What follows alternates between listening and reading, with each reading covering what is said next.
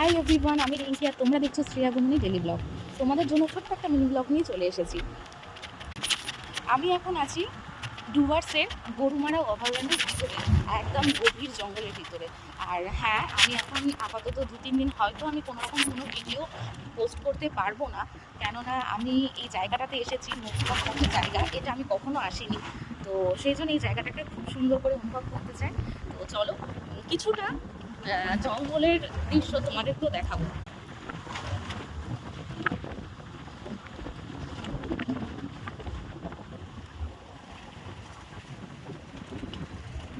Actually আমরা এখন যাচ্ছি হাতি দেখার জন্য।